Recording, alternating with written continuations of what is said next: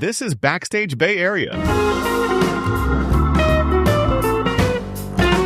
Now, here's your host, Steve Roby. Friends at home and friends in the studio, this is Backstage Bay Area. I'm your host, Steve Roby. Violinist and composer Mads Tolling is a musician who's never been afraid to cross borders, musical or otherwise. Originally from Copenhagen, Denmark, he is a two-time Grammy winner who spent years touring with the Turtle Island Quartet and bass legend Stanley Clarke. He calls the Bay Area home now, and this holiday season, he's bringing a special Nordic Holiday Celebration to SF Jazz. Mads, welcome to Backstage Bay Area. Thanks so much, Steve. It's great to be back. Yeah, it's been a year since we last had you on the show. I know you never really slowed down between touring and your own projects. What have you been up to musically over the last year? It's been a cool year. I guess about a year ago, I started doing a few gigs with Melvin Seals, Jerry Garcia Band. Yeah. We played at the Guild down in Menlo Park, and that kind of led to some more gigs unexpectedly. So that's been a fun thing, kind of getting somewhat deeper into the Grateful Dead canon, I suppose you could say. So that's been fun. And on my own, I've been keeping the Mads Men alive, so to speak, playing, more of our 60s celebration, working a bit with vocalist Tony Lindsay as well. Frontman with Santana for many years. And so that's been a fun ongoing project. Also working some smaller collaborations with Edward Simon, the great guitar pianist from SF Jazz, keeping my thing with John R. Burr as well. Yeah, so it's been a full year of exciting collaborations that's coming to an end now. All right. Well, congratulations. Thank you. All right. So I want to dive into this holiday project of yours, Cool Yule. It really feels like a love letter to your childhood in Denmark. You spent so much of your career playing high-octane fusion and jazz. What was the specific moment or feeling that made you say, okay, now it's time to go back to these folk melodies and Christmas carols that I grew up with? That's a good way to put it, kind of a love letter to my childhood and growing up over there.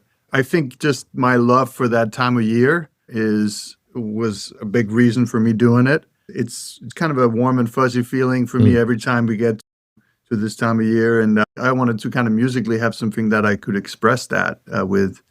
And I also feel it gives me extra motivation to put some things together for December. Otherwise, that's sort of a month where everything just kind of gets very busy and you end up doing a bunch of corporate gigs, which can be fun too. But it's nice to be able to do a little artistic work around the holidays that you feel good about. So, and then I was able to also expand on beyond songs that I grew up singing, but also getting into some different countries and different styles of music that you may not have expected. I want to start with the musical part of the show today with a track that has a great title. I know I would destroy it if I tried to pronounce it in the language that it was written, but in English, it's called The Gnome's Attic.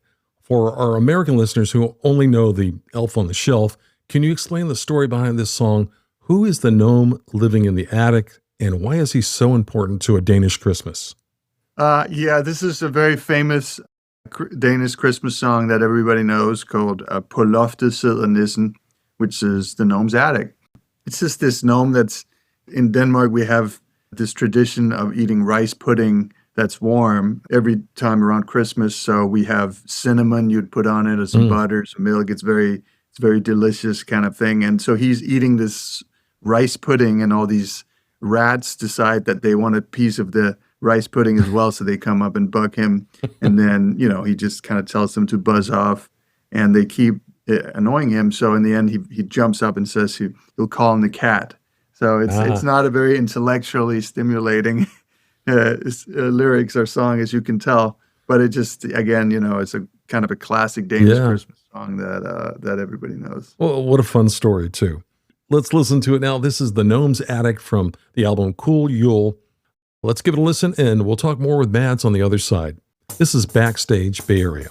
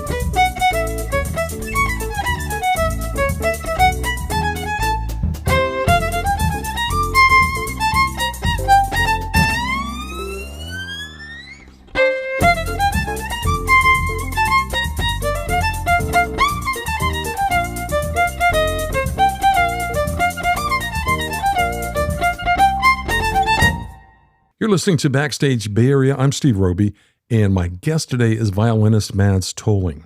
We just heard The Gnome's Attic from his album Cool Yule, which is available now. Mads, one of the things I love about your upcoming show at SF Jazz is that you compare American traditions with Danish ones. We know about the American style, stockings, eggnog, and the rest. But in Denmark, as you alluded to earlier, you have things like dancing around the tree and the famous rice pudding dessert with a hidden almond prize. So what's the biggest culture shock difference between celebrating Christmas in Copenhagen versus, let's say, celebrating it here in San Francisco? I think it's that it feels a little bit more, here it feels a little more scattered. I was always so used to Christmas being this very traditional thing. You go to church during the day, or in the evening, I suppose, and then you have that opulent Christmas meal and you get the presents at night and so forth. So there was this structure to it where I feel here it's a lot more, oh, you're going to go see some friends, you're going to hang out. And yeah. and do different things. So I feel that was a big change. And of the obvious structural changes, the 24th is the big night where you get the presents and you have the trees and you join hands and you carol around the tree with your family members. And over here, you don't really do that. The 25th is the sort of the day where you get the presents, and that's the bigger day in some ways for Christmas. So there's a little bit of a date change, and just the feeling around it. It's obviously it's the U.S., so it can be a little bit more corporate feeling sometimes with the Christmas, but it's kind of going that way everywhere. Also in Denmark, I would say. But yeah, it's definitely a time that brings back memories for me. So would you say the Christmas spirit is stronger in Denmark than here? I've probably maybe more so than San Francisco, also because the temperature isn't really cold enough. Over there you actually have some snow and some gray, dark weather. So people are really treasuring all the lights and all the time. We call it hygge, being inside. People treasure that, whereas here you can be outside too. So it prompts a different response, I think. Yeah. I'm glad we don't get snow here. Yeah, I don't mind no snow either. Yeah. So I'm good with that. I spent some time in Colorado and just wasn't used to it. Yeah, I know Colorado gets dumped on for sure. So I want to talk about another track from your album, Cool Yule. This one's called The Christmas Cat. On this one, you're playing the baritone violin. Most people haven't seen one of these. It's tuned an octave lower than a standard violin. As a player, how does switching to that lower cello-like register change the way you improvise? Does it make you play with a little bit more attitude, or? Yeah, well, the instrument makes you play differently because it's an instrument that isn't supported, like the hollow wooden box you have in a violin supports a high sound, but the same size hollow wooden box now is supposed to support this lower sound. So it becomes a very growly, unique sound that you would really need a bigger box for it, but it still sort of works. And it's nice because you can play it under your neck. You can play it the usual violin way. And it sounds, I call my instrument for Uncle Scratchy because it has kind of a scratchy sound to it. And the actual instrument is an old French violin from the 1830s. And when I first played it, I played it with regular strings on it. It was very, very bright and very punchy. So I realized, hey, if I put these really thick, low strings on it that are looser, it's going to mellow it out. And so the instrument worked perfectly for the point of what we're trying to do. Yeah. Does the instrument play a particular role in the song? Does it? Well, it plays the melody. So it sort of sounds like an old medieval modal, dark, this Iceland. I mean, you imagine Copenhagen gets kind of dark and gloomy, and Iceland even more so, and you have this story of the Christmas cat that's roaming around Iceland looking into people's houses, a giant cat, kind of a monster cat, and it looks into people's houses to see if there are any presents underneath the tree, because if they're not, meant that the kid in the family had been like a kind of a naughty kid, not getting a new fresh set of clothes for the new year. So the Christmas cat would go inside the house, first eat the kid's dinner, and then proceed to eat the kid itself. Oh no! So it's a good old Icelandic. Be careful, kids. Don't misbehave. Watch out for the cat. Yeah, watch out for the giant cat. Let's give it a listen now. This is the Christmas Cat, which I got a different view of now. We'll be back in a moment to ask Mads Tolling about his upcoming shows at the Joe Henderson Lab. And you're listening to Backstage Bay Area.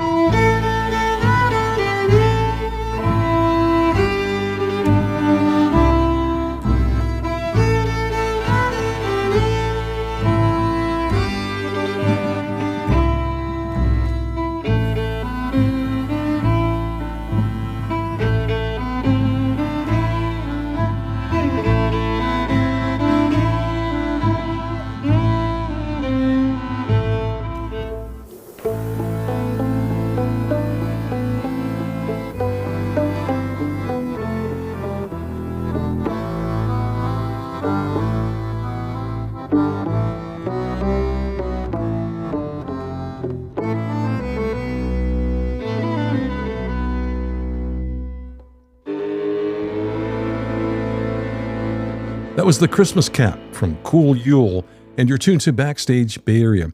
I'm talking with violinist Mads Tolling. Mads, you're bringing your Cool Yule show to the Joe Henderson Lab for a 2-night run on December 13th and 14th. You'll be there with your band, as you mentioned, the Madsmen.